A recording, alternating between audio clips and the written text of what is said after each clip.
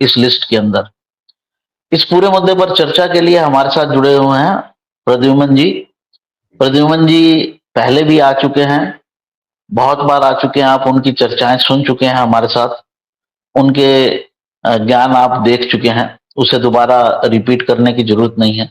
तो उनसे इस पूरे मुद्दे पर चर्चा करते हैं। प्रद्युमन जी, आपका बहुत बहुत स्वागत है जनमत जी हरियाणा में। धन्यवाद। जी बहुत बहुत धन्यवाद। जी प्रद्युमन जी, फर्स्ट इंप्रेशन इस लिस्ट को लेकर आपका क्या है? देखो, जैसा हमने पहले भी चर्चाओं में बात की थी कि इस बार कांग्रेस पार्टी अधिकतर सीटों पर नए चेहरों को चुनावी मैदान में उतारेगी और लगभग वही बना पिछली, अगर बात करें 2019 के मुकाबले में, तो अधिकतर सीटों पर नए प्रत्याशियों को ही टिकटें दी गई हैं। जिन 8 प्रत्याशियों को चुनावी मैदान में उतारा है, उनमें केवल दीपेंद्र सिंह हुड्डा को दोबारा से रिपीट किया गया है उनकी सीट से। बाकी 7 लोकसभा क्षेत्रों में नए प्रत्याशियों को चुनावी मैदान में पार्टी ने उतारा है। हालांकि जो लिस्ट आई है उसके बाद मुझे ऐसा लग रहा है कि कुछ सीटों पर पार्टी ने कमजोर प्रत्याशियों को चुनावी मैदान में उतारा है, जो कहीं भी भारतीय जनता पार्टी के प्रत्याशियों के सामने टिकते हुए दिखाई नहीं देंगे।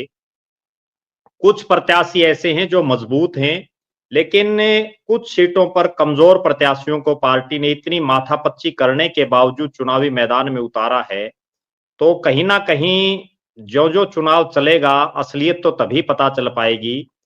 लेकिन पहला रिएक्शन यही है कि नए प्रत्याशियों को चुनावी मैदान में उतारा है, कुछ प्रत्याशी मजबूत हैं, कई जगहों पर जो है कमजोर कैंडिडेट भी पार्टी ने उतारे हैं। जी एक और बात इसमें जो देखने में आई, क्या आपको नहीं लगता कि पूरी लिस्ट पर भूपेंद्र जी सिंह हुड्डा का जो इंप्रेशन है वो साफ साफ दिखता है? देखो, बिल्कुल जिन 8 प्रत्याशियों को चुनावी मैदान में उतारा है, उनमें अगर कुमारी शैलजा को छोड़ दें, तो बाकी जो 7 प्रत्याशी हैं वो चौधरी भूपेंद्र सिंह हुड्डा के नजदीकी हैं। और इस लिस्ट ने जो SRK बना हुआ था हरियाणा में, और उसमें अब वीरेंद्र सिंह की भी एंट्री हो गई थी, चौधरी वीरेंद्र सिंह की, तो SRK-B जो था उसको पूरी तरह से धराशायी कर दिया है। उसके सबसे बड़ी बात यह है कि चौधरी बंसीलाल की पोती की टिकट कटना, चौधरी बीरेंद्र सिंह डूमरखा के बेटे की टिकट कटना, और करनाल में राजनीति के बिल्कुल नौसिखिया नेता को चुनावी मैदान में उतारना, कहीं ना कहीं कांग्रेस पार्टी का जो आला कमान है उस पर चौधरी भूपेंद्र सिंह हुड्डा और उनका परिवार पूरी तरह से हावी हो चुका है। इस पूरी लिस्ट में चौधरी भूपेंद्र सिंह हुड्डा और उनके परिवार की ही चली है कांग्रेस आला कमान के मुकाबले, क्योंकि जिन ब्रिजेंद्र सिंह को मल्लिकार्जुन खड़गे जो कांग्रेस पार्टी के राष्ट्रीय अध्यक्ष हैं उन्होंने ज्वाइन करवाया हो, और बीजेपी के इकलौते ऐसे सांसद हों जिन्होंने बीजेपी की इतनी आंधी और जो सरकार होने के बावजूद पार्टी को छोड़ करके अपनी सांसदी को छोड़ करके आए, और उनका टिकट उन जयप्रकाश के मुकाबले काट दिया गया जो ना तो हिसार लोकसभा के बासिंदे हैं, ना ही यहां से पिछले कई चुनाव में वो लगातार हार चुके हैं, जमानत तक उनकी जब्त हो चुकी है इस क्षेत्र से। और जब वो यहाँ परिसीमन से पहले सांसद बने थे 3 बार, उस दौरान उनका एक बड़ा इलाका कैथल और जींद का इस लोकसभा क्षेत्र में आता था, जो अब परिसीमन के बाद कुछ क्षेत्र सोनीपत में और कुछ क्षेत्र कुरुक्षेत्र पार्लियामेंट में चला गया है, कुछ क्षेत्र उनका सिरसा पार्लियामेंट में चला गया है। तो निश्चित रूप से एक बहुत ही कमजोर प्रत्याशी के मुकाबले चौधरी वीरेंद्र सिंह के बेटे की टिकट काटना कहीं ना कहीं ये स्पष्ट संकेत देता है कि हरियाणा में Hooda is Congress and Congress is Hooda. जी बिल्कुल ठीक कहा आपने, Congress is Hooda and Hooda is Congress. और इसका पूरा असर जो है आने वाले विधानसभा चुनाव पर भी दिखाई देगा, ये बात एकदम साफ है। प्रद्युमन जी जी, एक एक सीट की चर्चा करते हैं, अंबाला से शुरू करते हैं। अंबाला में जी मुकाबला बंतो कटारिया और वरुण मोलाना के बीच है, तो आप कैसे जी देखते हैं? वरुण मोलाना पहली बार मैदान में उतर रहे हैं, बंतो कटारिया भी पहली बार ही उतर रही हैं, लेकिन उनके पति वहां कई बार सांसद रह चुके हैं, मंत्री भी रह चुके हैं केंद्र में। तो ये जी आपको कॉम्बिनेशन कैसा दिखता है? क्या हो देखो, सकता है वहां पर, क्या वरुण संभावनाएं बन रही? वरुण मुलाणा से ज्यादा जनाधार जो उनके पिताजी फूलचंद मुलाणा हैं, जो कांग्रेस के प्रदेश के अध्यक्ष रहे हैं, पूर्व में शिक्षा मंत्री भी रहे हैं चौधरी भूपेंद्र सिंह हुड्डा के राज में, और उससे पहले वो वहां से चुनाव लड़ भी चुके हैं। तो उनके दम पर ही वरुण मुलाना की राजनीति वर्तमान में चल रही है। उन्होंने जो 4.5 साल से वो विधायक रहे, उस दौरान कोई बहुत ज्यादा इस तरह के काम नहीं किए उन्होंने पूरी लोकसभा में, जिससे उनको एक लोकसभा स्तर का प्रत्याशी माना जाए। यहाँ हार और जीत पूरी ना केवल अंबाला बल्कि जिन 9 के 9 जो लोकसभा क्षेत्र हैं, चौधरी भूपेंद्र सिंह हुड्डा की ही हार होगी और चौधरी भूपेंद्र सिंह हुड्डा की ही जीत होगी। वरुण मुलाना का पूरा चुनाव चौधरी भूपेंद्र सिंह हुड्डा ही लड़ेंगे। यहाँ सबसे बड़ी बात जो है वो ये है कि कुमारी शैलजा कितनी मदद वरुण मुलाना की करती है, क्योंकि कुमारी शैलजा खुद यहाँ से 2 बार पहले सांसद रही हैं। हालांकि पिछला चुनाव वो हार गई थी और यहाँ से सांसद रहते हुए वो डॉक्टर मनमोहन सिंह की सरकार में कैबिनेट की मंत्री भी रही हैं। यहाँ तमाम हार और जीत कुमारी शैलजा कितनी मदद वरुण मुलाना की करती हैं, क्योंकि वरुण मुलाना का खुद मुलाना विधानसभा क्षेत्र के अलावा पूरे लोकसभा में कोई खुद का बहुत बड़ा लंबा चौड़ा प्रभुत्व या प्रभाव नहीं है। वो पूरा चुनाव ही चौधरी भूपेंद्र सिंह हुड्डा के चेहरे को आगे करके लड़ेंगे, ऐसा मुझे लग रहा है।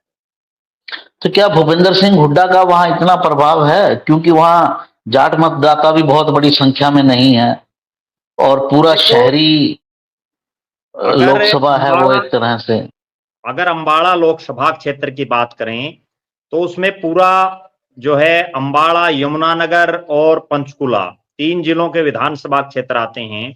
वहां खुद चौधरी भूपेंद्र सिंह हुड्डा का अपना एक बहुत बड़ा वोट बैंक नहीं है, लेकिन उनके पास वहां ऐसे नेता हैं, चाहे वो चौधरी निर्मल सिंह हो, जिनका अंबाला कैंट और अंबाला शहर में अच्छा प्रभाव है, बिशन लाल सैनी जो रादौर के बेशक विधायक हों और वो कुरुक्षेत्र में आता हो, उसके बावजूद जो है अंबाला लोकसभा में सैनी मतदाताओं में उनकी भी ठीक ठाक पकड़ है।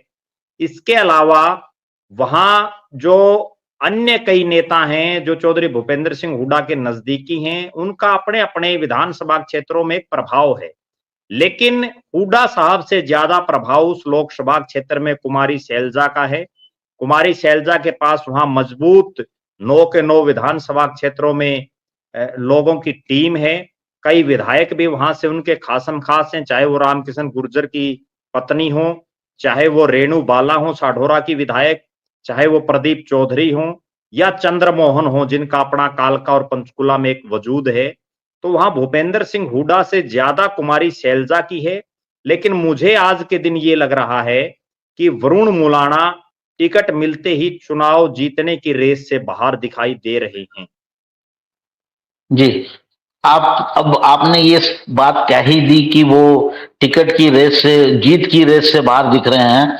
हालांकि मेरा जी। सवाल ये होने वाला था कि आप क्या परसेंटेज देखते हैं आपकी जीत और हार का, दोनों तरफ क्या समीकरण बन रहा है, तराजू जो है वो किस तरफ है, कितने परसेंट किस तरफ है, ये मैं हर सीट पर आपसे पूछूंगा कि किस तरफ है। देखो, मुझे तो ऐसा लग रहा है कि यहाँ बंतो कटारिया आसानी से जीत जाएंगी, क्योंकि जिस तरह से वरुण मुलाना को टिकट मिली है, उनका खुद का पूरे लोकसभा क्षेत्र में कोई बहुत बड़ा प्रभाव नहीं है। कुमारी शैलजा के जितने कार्यकर्ता हैं और यहाँ से जितने नेता हैं, मुझे ऐसा लग रहा है कि वो तुरंत प्रभाव से सिरसा की तरफ कूच करेंगे, क्योंकि उनके लिए अंबाला की बजाय सिरसा में कुमारी शैलजा को जिताना सबसे ज्यादा जरूरी है।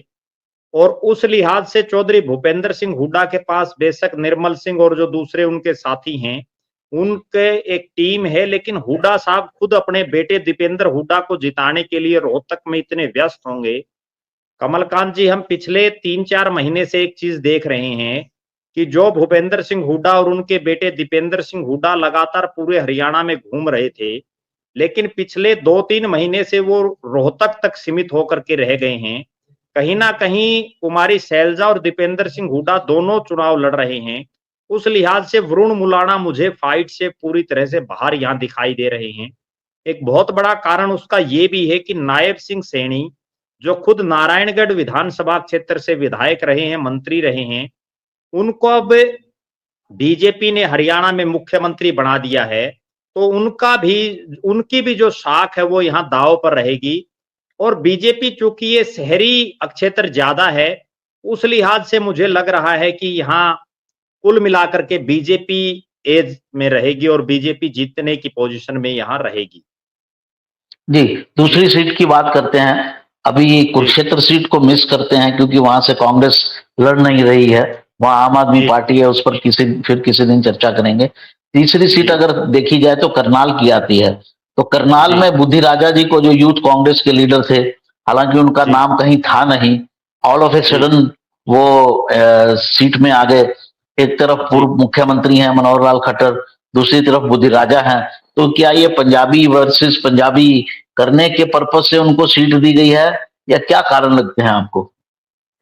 देखो, अगर स्पष्ट शब्दों में एक बात कहूं तो जिन 8 प्रत्याशियों को चुनावी मैदान में कांग्रेस ने उतारा है, उनमें सबसे कमजोर कैंडिडेट दिव्यांशु बुद्धि राजा हैं।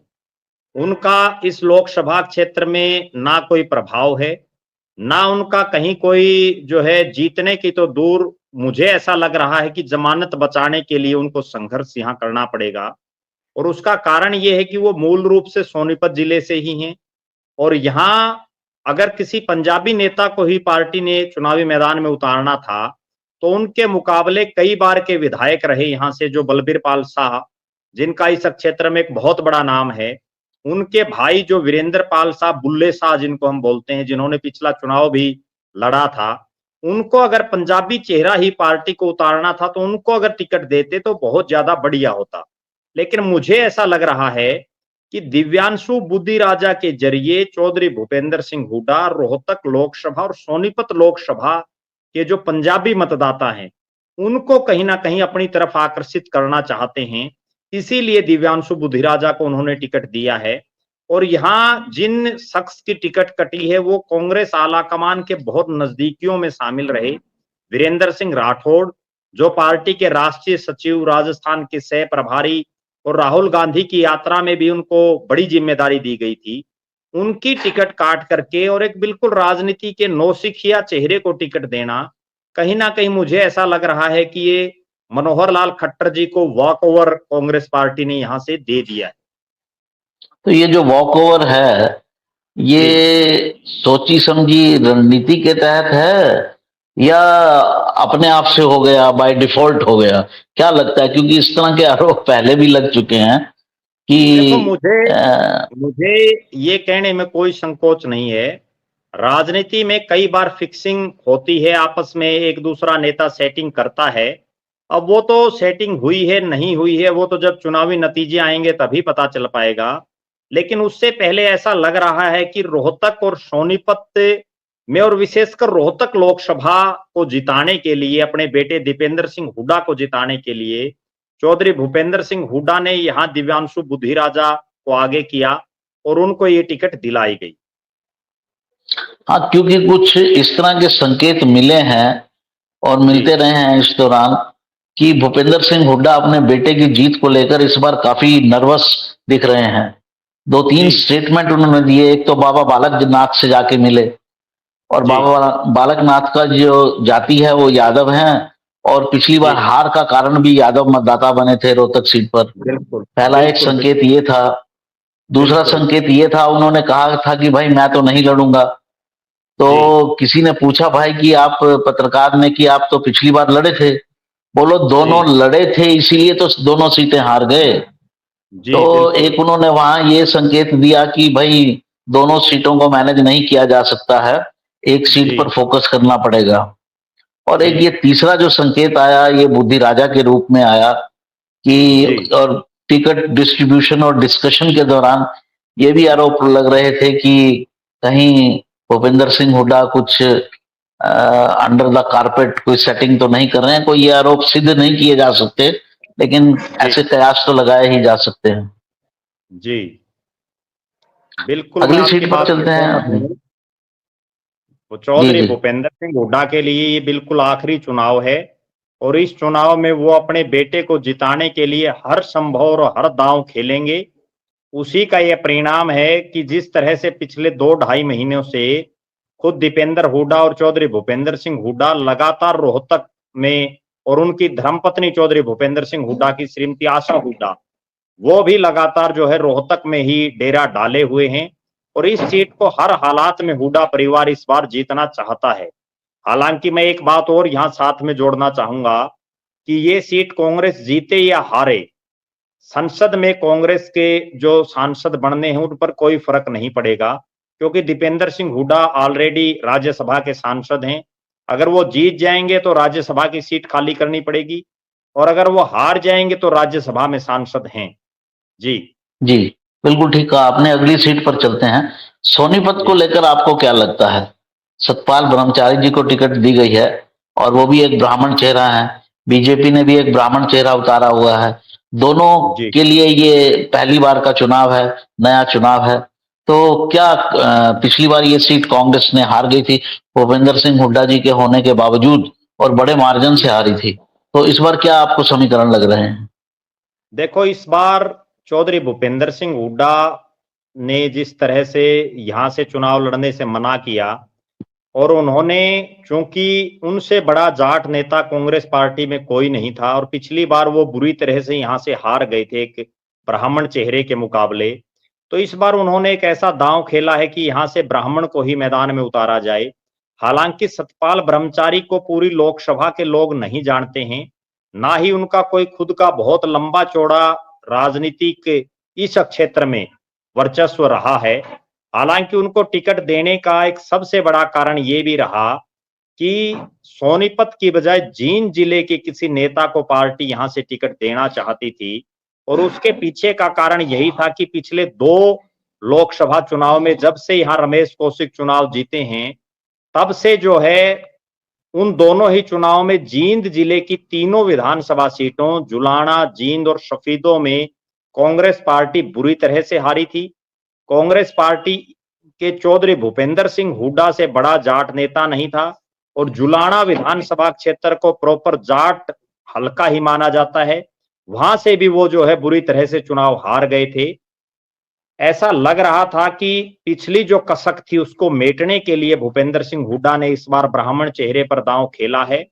लेकिन अब देखना यह है कि यहां जिस तरह से चौधरी बीरेंद्र सिंह डूमरखा के बेटे की टिकट कटी है, उनका जींद के इन तीनों हलकों में बड़ा प्रभाव है। तो मुझे ऐसा लगता है कि जो बीरेंद्र डूमरखा के समर्थक हैं, वो क्या फैसला करते हैं, वही हार और जीत तय करेगी सतपाल ब्रह्मचारी की।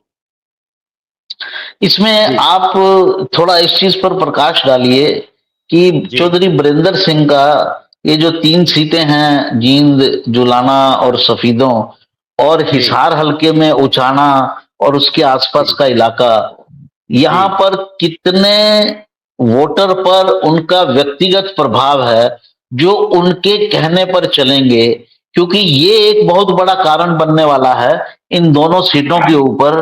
कांग्रेस की जीत और हार के बीच में एक बहुत बड़ा फैक्टर रहेगा, क्योंकि ये उम्मीद करना कि चौधरी बीरेंद्र सिंह कांग्रेस के प्रत्याशियों के पक्ष में अब कोई प्रचार करेंगे, ऐसा तो लगता नहीं है। क्योंकि उनके लिए तो ये बहुत ही ज्यादा एक इंसल्ट का विषय हो गया है, एक उनका, कि छोड़कर गए तो वहां भी कुछ नहीं मिला। क्योंकि वहां जी अब कांग्रेस दो जो दे रही है उससे ज्यादा तो शायद बीजेपी में मिल जाता विधानसभा में। जी, बिल्कुल, मैं आपकी बात से पूरी तरह से सहमत हूँ। और जिस तरह से 2 दिन पहले दर्शकों को ध्यान होगा, भारतीय जनता पार्टी के जो हिसार से प्रत्याशी थे हैं चौधरी रणजीत सिंह चौटाला, उन्होंने एक प्रेस कॉन्फ्रेंस में बृजेंद्र सिंह डूमरखा की बड़ी तारीफों के पुलिंदे बांधे थे, और कहीं ना कहीं ये इनपुट उनको भी लग रहा था कि अगर बृजेंद्र सिंह की टिकट कटती है तो चौधरी बीरेंद्र सिंह के जितने समर्थक हैं वो कांग्रेस का पक्ष ना लेकर के उनकी तरफ ही झुकाव करेंगे। जहां तक आपने सवाल पूछा कि बीरेंद्र सिंह का प्रभाव कितना है, जींद, जुलाना और सफीदो, नरवाना और उचाना, जो 5 विधानसभा जींद जिले के हैं, उनमें अगर किसी नेता का सबसे ज्यादा प्रभाव है तो वो आज भी चौधरी बीरेंद्र डूमरखा का है। हर गांव में उनके समर्थक हैं, और उनके पास वर्करों की एक ऐसी फौज है।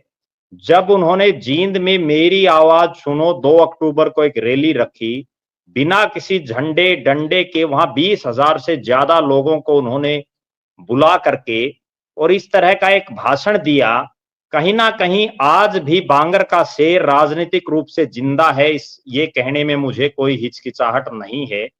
और इतना भी तय है कि जिस बीजेपी ने उनको केंद्र में मंत्री बनाया, उनके बेटे को सांसद बनाया, उनकी पत्नी को उचाना से विधायक बनाया, वो पार्टी छोड़ करके जब कांग्रेस में आए और कांग्रेस ने उनको कुछ नहीं दिया, तो लिहाजा कहीं ना कहीं उनके, बेशक वो मंचों पर चले भी जाएं सार्वजनिक रूप से, लेकिन उनका जो कार्यकर्ता है वो कांग्रेस को वोट नहीं करेगा, ऐसा मुझे लग रहा है आज के दिन।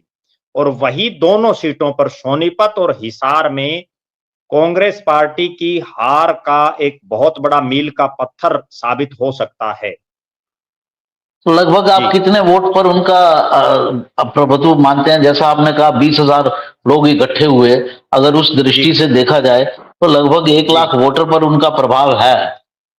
कम से कम मान के चल रहा हूं मैं कि 1 से 1.5 लाख वोट चौधरी बीरेंद्र सिंह डूमरखा का और उनके बेटे का निजी तौर पर है। अब उन 1.5 लाख वोट में से 1 लाख वोट कम से कम वो कहीं भी शिफ्ट करवाने की हालात में आज भी हैं। जी, तो आप इस सीट पर क्या परसेंटेज रखेंगे प्रद्युमन जी? देखो, मुझे ऐसा लग रहा है कि आज के दिन ये सीट भी जो है बीजेपी कहीं ना कहीं अप दिखाई दे रही है कांग्रेस के मुकाबले। और उसका कारण ये है कि कांग्रेस में टिकटों का वितरण सही नहीं हो पाया। जिस तरह से कांग्रेस पार्टी ने टिकटों का ऐलान किया, अभी आप देखना इसके बाद कांग्रेस में बगावत शुरू हो जाएगी।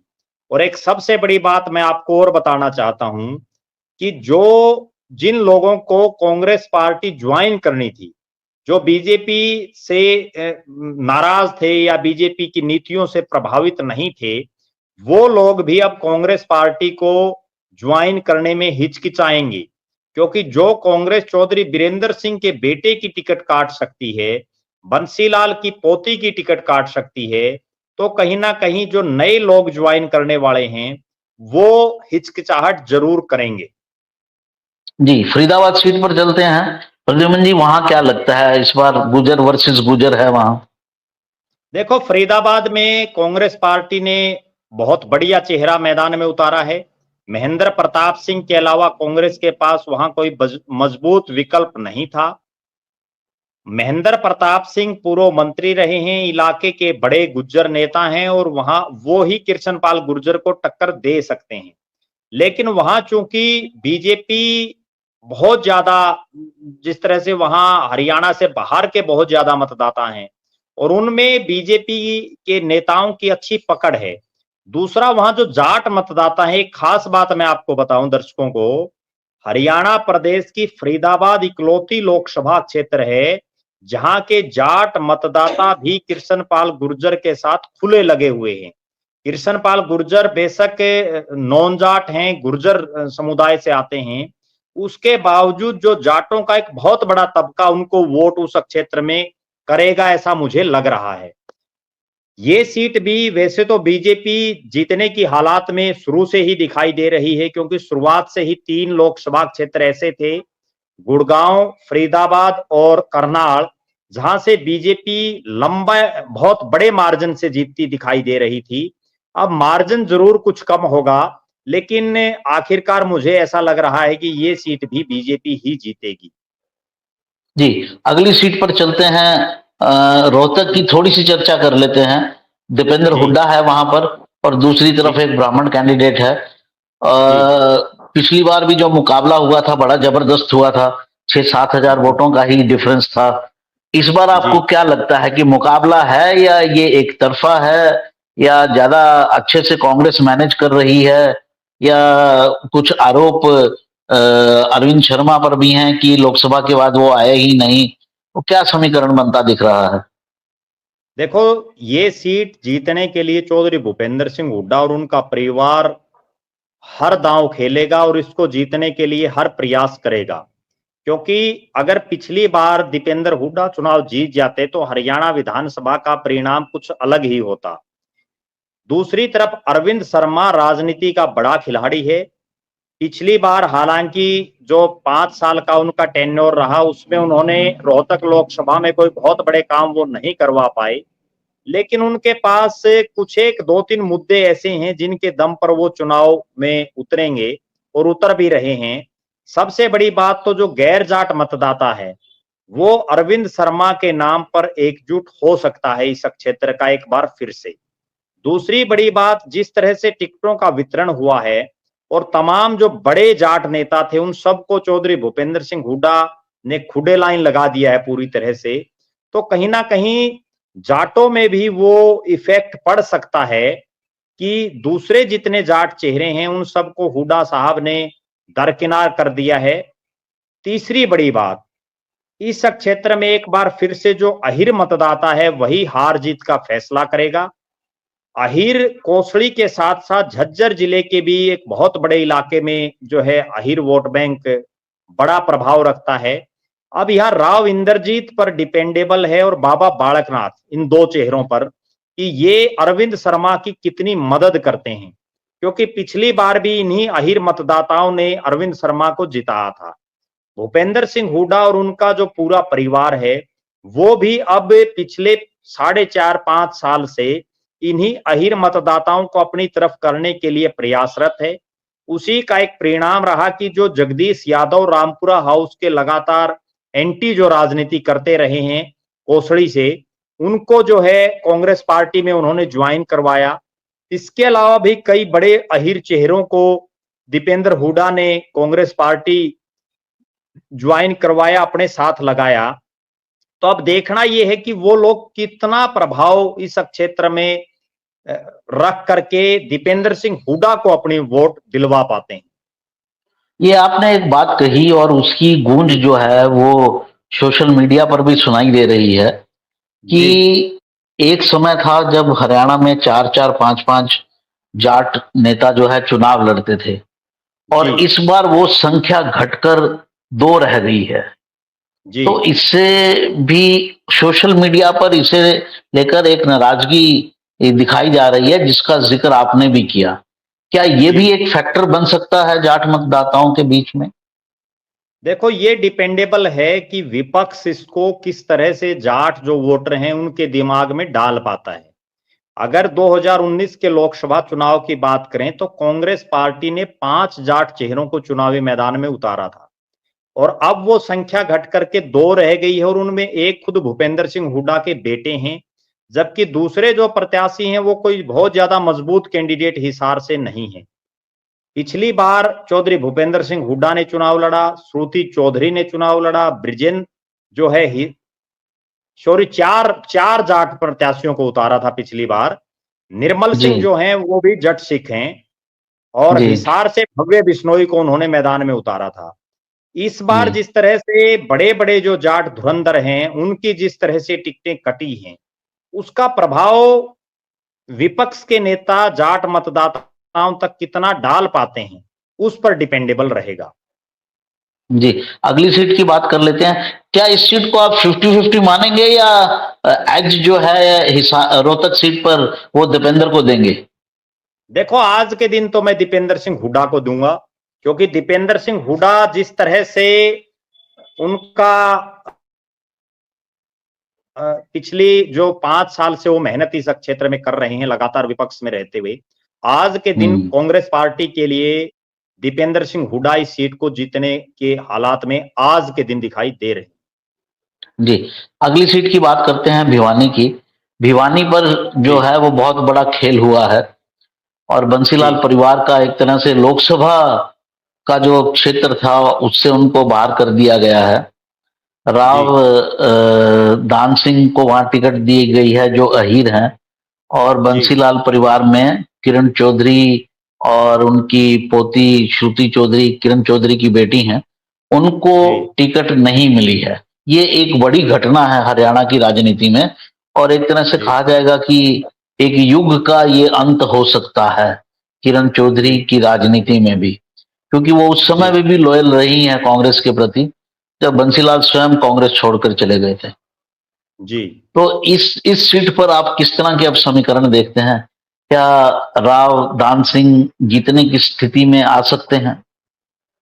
मुझे ऐसा लग रहा है कि दिव्यांशु बुधि राजा की सीट के बाद और हिसार में जयप्रकाश की सीट के बाद कांग्रेस पार्टी के लिए सबसे कमजोर सीट भिवानी ही रहेगी।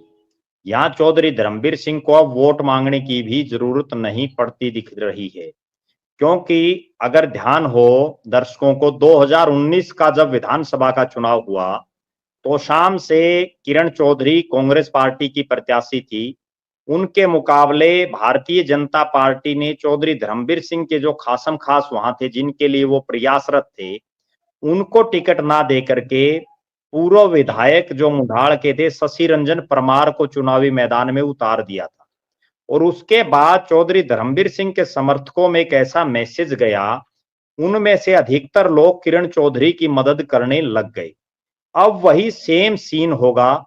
यहां जब कांग्रेस आलाकमान ने चौधरी भूपेंद्र सिंह हुड्डा के कहने से जिस तरह से राव दान सिंह को टिकट दी है, जो चौधरी बंसीलाल का वोट है या किरण चौधरी और श्रुति चौधरी का जो वोट है, वो मुझे ऐसा लग रहा है कि टोटली ज्यादा से ज्यादा धर्मवीर सिंह की तरफ शिफ्ट होगा। उसका कारण ये है कि भिवानी जिले में और दादरी जिले में राव दान सिंह की अपनी कोई बहुत ज्यादा लंबी चौड़ी पकड़ नहीं है। अहिरवाड़ का जो महेंद्रगढ़ जिला है, उसमें भी वो महेंद्रगढ़ विधानसभा क्षेत्र तक ही ज्यादातर सीमित रहे हैं। उनको जिताने का दारोमदार सिर्फ यहाँ चौधरी भूपेंद्र सिंह हुड्डा के कंधों पर ही रहेगा। किरण चौधरी मुझे नहीं लग रहा कि वो उनकी किसी तरह की मदद इस क्षेत्र में करेंगी, ना उनके कार्यकर्ता जुट पाएंगे उनके साथ। ऐसा लग रहा है कि यहाँ भी भारतीय जनता पार्टी को वॉक ओवर देने का काम कांग्रेस पार्टी ने कर दिया है। प्रद्युमन जी, एक बात मैं और आपसे समझना चाहता हूं। जी। देखिए, जो जाट बहुल जाट तो हर सीट पर हैं हरियाणा की, जी। और भूपेंद्र सिंह हुड्डा एक बड़े नेता हैं उनके। जी। तो जितना प्रभाव उनका, सबसे ज्यादा प्रभाव उनका रोहतक में है, दूसरे जी। नंबर पर मान लेते हैं सोनीपत में है। जी। इन दो सीटों के अलावा जाट समुदाय के अंदर उनका प्रभाव अगर हम सीक्वेंसिंग करें तो कौन कौन सी सीट पर आता है? पहले नंबर पर रोहतक, दूसरे नंबर पर सोनीपत, तीसरे नंबर पर? देखो, मैं आप जो बात कह रहे हो उसमें बिल्कुल स्पष्ट कर दूं कि उनका खुद का कोई ये नहीं कि उनका खुद का कोई प्रभाव है या उनका कोई खुद का वोट बैंक है।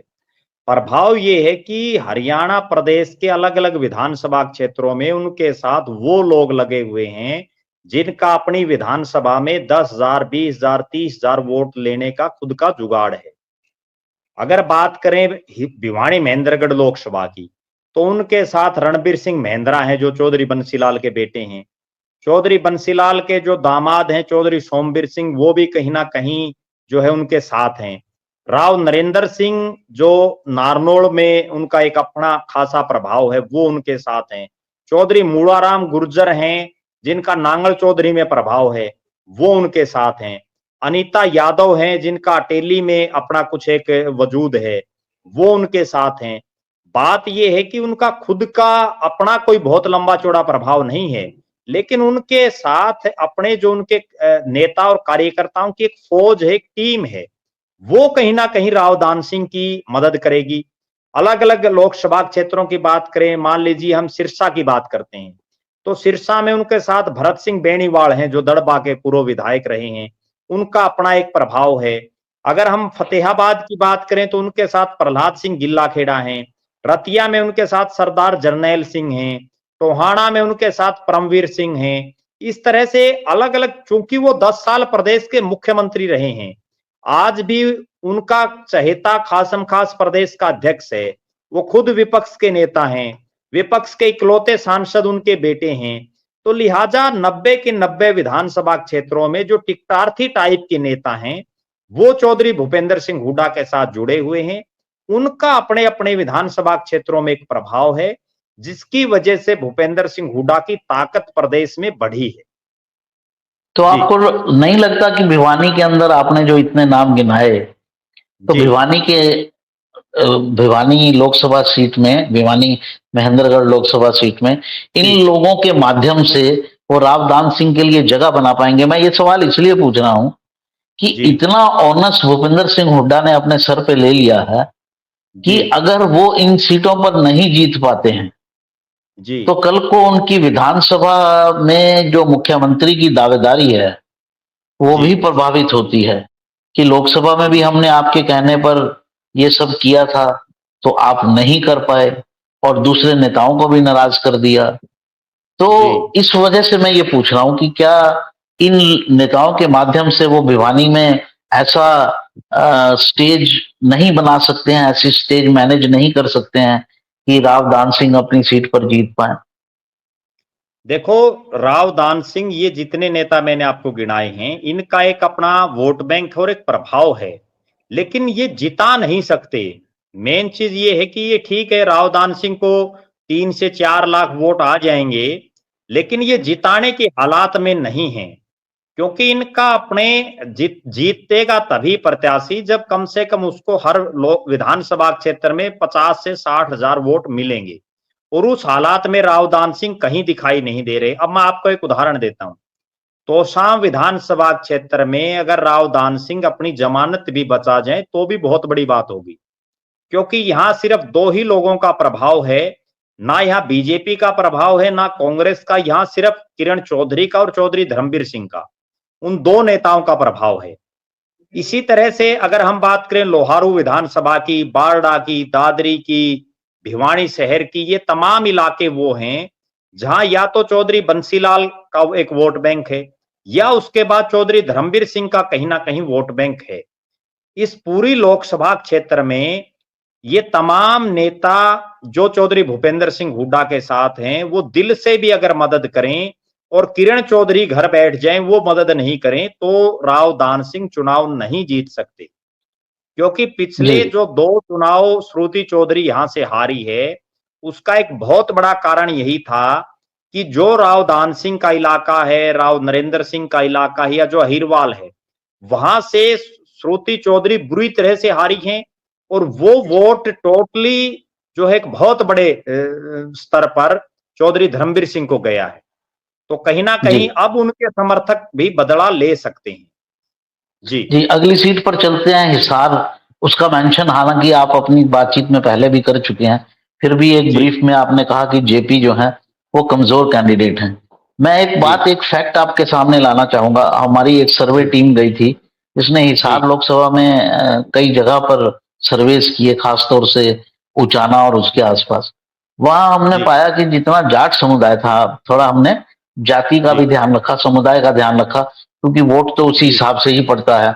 हम लोग माने या जी। ना माने, कहने को अच्छा बिल्कुल। लगे या ना लगे। तो जी। हमने पाया कि जाट समुदाय का बड़ा वर्ग जो है वो जेपी का ही नाम ले रहा था। तो आपको ऐसा हम्म। क्यों लगता है कि जाट समुदाय के सपोर्ट के बाद भी जेपी जो है वो कमजोर कैंडिडेट साबित होंगे? देखो, यहाँ 2-3 बातें हैं। पहली बात तो जी, ये है कि जेपी को जाट मतदाता, जैसा आपने कहा, बेशक सर्वे में आपके सामने लोगों ने बात रखी हो, लेकिन जब चुनाव चलता है तो यहाँ बहुत से मुद्दे चलते हैं। उचाना जी, हलका में मैं आज से पहले ये मान के चल रहा था कि तमाम 9 के 9 लोकसभा क्षेत्रों में चौधरी रणजीत सिंह के सामने अगर सबसे बड़ी समस्या कहीं आएगी तो वो उचाना में आएगी, और उचाना जी, में वो बड़े मार्जिन से हारेंगे। जी, लेकिन जैसे ही जयप्रकाश जेपी को टिकट मिली, अब हालात जी, ये हैं कि जो चौधरी बीरेंद्र सिंह का एक वोट बैंक है उचाना जी, में, और विशेषकर जो शोकंदों के गांव हैं, क्योंकि खुद बीरेंद्र सिंह जी, शोकंद नहीं, शोकंद गोत्र है जी, उनका, जी, उनमें बड़ी खिलाफत जयप्रकाश की होगी और जयप्रकाश वहां से बुरी तरह से हारेंगे, क्योंकि जी, वीरेंद्र सिंह के परिवार की टिकट कटना कहीं ना कहीं उचाना में एक मैसेज जाएगा कि जयप्रकाश की वजह से ब्रिजेंद्र सिंह की टिकट कटी है, और वो जो जाट मतदाता है उचाना का विशेषकर, वो रणजीत सिंह की तरफ वहां शिफ्ट हो सकता है। दूसरी बड़ी बात, जी, जयप्रकाश का जाट मतदाताओं में जिस तरह से पिछले 2004 के परिसीमन 2004 के चुनाव और उससे पहले जरूर एक बड़ा प्रभाव जयप्रकाश का रहा है, लेकिन उसके बाद वो केवल एक चुनाव 2014 का जीत पाए हैं, वो भी निर्दलीय कलायत से। इसके अलावा जी। वो लगातार चुनाव इस क्षेत्र में हारे हैं। वो तीसरी भी बड़ी बात, विधानसभा का चुनाव था। वो भी विधानसभा का चुनाव था, और वो भी तब वो जीत गए जब कांग्रेस ने उनकी टिकट काट दी थी। जी उसके बाद जो अगली बात मैं कह रहा हूं, हिसार लोकसभा में एक बहुत बड़ा जो वोट बैंक है वो शहरी मतदाताओं का है। और जी जयप्रकाश को शहरी मतदाता सही ढंग से लाइक नहीं करते। उसका एक बहुत बड़ा कारण ये है कि जो 1987, 88, 89 में उन्होंने जो ग्रीन ब्रिगेड बनाई थी, उस ग्रीन ब्रिगेड के बाद उनकी जो एक छवि शहरी मतदाताओं में और जो गैर जाट मतदाता हैं उनमें जिस तरह की बनी उस दौर में, वो कहीं ना जी कहीं आज भी कायम है और वो उनके लिए एक बहुत बड़ा नुकसान हो सकता है। शहरी जी मतदाता उनको पसंद नहीं करेंगे। उनके मुकाबले ब्रिजेंद्र सिंह को अगर टिकट मिल जाती तो शहरी मतदाता कहीं ना कहीं उनके प्रति एक सॉफ्ट कॉर्नर रखते, क्योंकि जी ब्रिजेंद्र सिंह एक अधिकारी एक रहे हैं सॉफ्ट चेहरा है। और एक सॉफ्ट चेहरा बहुत ही है। सॉफ्ट, जी बिल्कुल एक सॉफ्ट चेहरा है। जबकि उनके हम्म मुकाबले जयप्रकाश जेपी बहुत ज्यादा हार्ड दिखाई देते हैं। इसके अलावा हम्म कोई भी नेता जब चुनाव में वोट मांगने जाता है तो उनके साथ किस तरह के लोग रहते हैं, इस पर भी जो वोटर है वो निगाह रखता है। जी ब्रिजेंद्र सिंह के साथ अधिकतर पढ़े लिखे और जो अधिकतर सॉफ्ट किस्म के लोग रहते हैं, जबकि जयप्रकाश के साथ बहुत ज्यादा पहलवान टाइप के लोग रहते हैं। उससे शहरी मतदाता कहीं ना कहीं जो है सोचने पर तो मजबूर पीछे हो हटता जाता है। है। तो और पीछे हटता है आखिरकार वो जब, हम। जी बिल्कुल, आखिरकार जब वो वोट देने का फैसला करता है शहरी मतदाता और गैर जाट जी मतदाता विशेषकर, तो वो जी आखिरकार जो शरीफ किस्म का आदमी दिखाई देता है उसी को ज्यादा वोट देना पसंद करता है। बेशक जो सॉफ्ट जो आदमी दिखाई देता है उसकी तरफ वो ज्यादा झुकता है। आकर्षित होता है। जी जी। और प्रद्युमन जी, आप अपनी यहाँ मैं एक बात और आखिर। साथ में जोड़ूंगा कि ये जी लोकसभा क्षेत्र ऐसा है जो कुमारी शैलजा का गृह जिला है और यहाँ जी कुमारी शैलजा का भी अपना एक प्रभाव है।